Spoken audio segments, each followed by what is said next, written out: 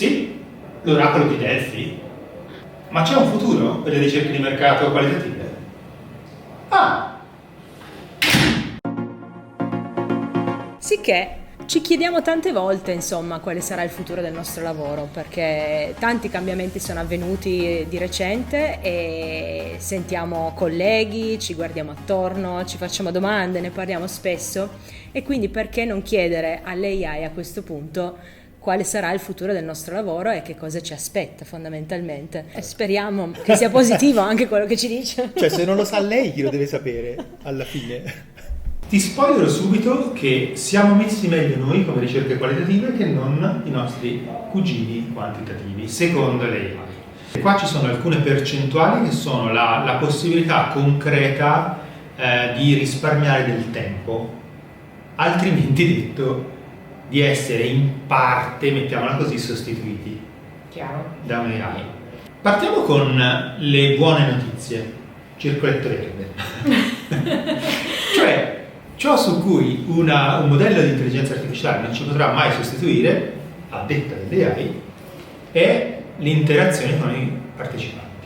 Penso soprattutto a focus group, perché vedremo poi in un video dedicato che cosa succede e sta succedendo nell'ambito dell'interazione one-to-one, però sicuramente sono anch'io fiduciosa che per adesso, perlomeno, non siamo ancora sostituibili. È chiaro che dal nostro punto di vista questo è assolutamente vero, nel senso che tutta quella che è la nostra esperienza, la capacità empatica, la capacità proprio di capire i silenzi, i sorrisi ironici, caspita, qui ce n'è di strada da fare per un AI, non so quando arriveremo con un robot che sostanzialmente ci parlerà e condurrà al posto nostro, però per ora la vedo lontana, e infatti qua metteva tra il 10 e il 30%, che vuol dire molto basso.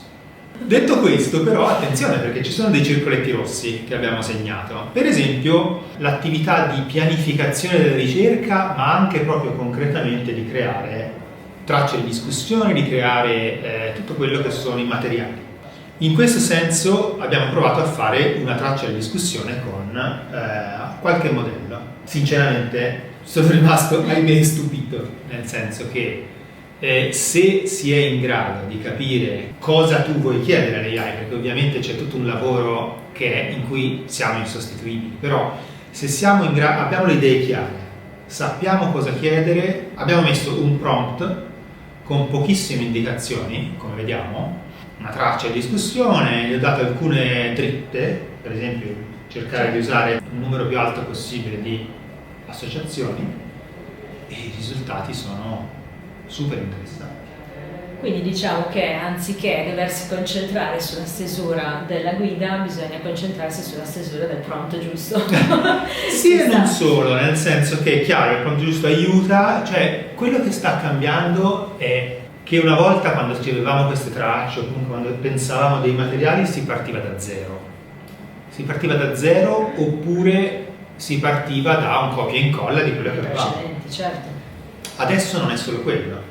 Sulla base della nostra esperienza possiamo partire da dei materiali che sono preconfezionati. Sta a noi adattarli, però è come avere un collega.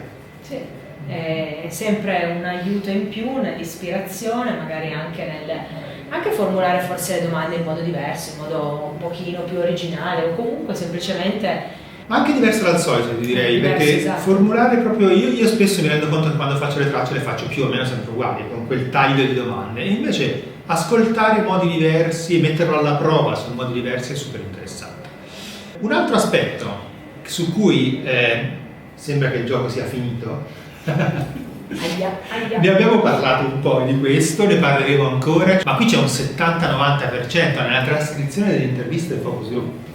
Questo l'abbiamo visto che ormai ha sostituito completamente il lavoro dei recorder, quindi purtroppo, perché ne abbiamo già parlato, ci sono dei pro e dei contro, però sicuramente questo è lo sviluppo che abbiamo visto più preponderante, insomma, sul mercato. Ciò su cui mi rimane personalmente un punto di domanda, stiamo facendo un po' di studi, magari torneremo con dei video a breve, è un discorso di presentazione finale. Qui ci dà qualcosa tra il 20 e il 50% di sostituzione, vedremo che non è proprio così nel sintetizzare i risultati, creare tag, classificare. Insomma, sì. Si prende qualche Ci sono- libertà di troppo.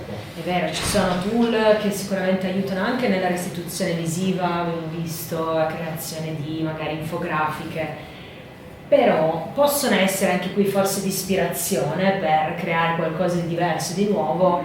La sostituzione forse ancora non ci siamo. No, però ecco, anche qui forse a breve riusciremo a non partire dalle slide del nostro fantomatico PowerPoint, non avere quella slide bianca, vuota, solo il titolo finto, tipo Lorem Ipsum,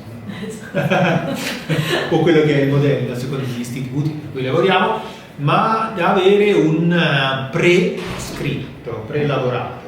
Ci sono modelli che funzionano molto bene, li stiamo testando, torneremo da voi. In sintesi, quello su cui siamo salvi, almeno nel mondo delle ricerche qualitative, è il discorso di empatia, il discorso di relazione, perché ancora c'è, cioè noi abbiamo un field. Siamo salvi ovviamente nel mondo etnografico, perché dobbiamo andare a casa di qualcuno e vedere l'ambiente, che è sempre, vuol dire tantissimo. Siamo salvi per un discorso di esperienza, perché tutto il nostro bagaglio ci aiuta anche nell'andare fuori dalle domande preconfezionate, dai rilanci delle AI che sono spesso preconfezionati. Quindi direi Sì. siamo salvi? Per il momento, perché bisogna ancora vedere.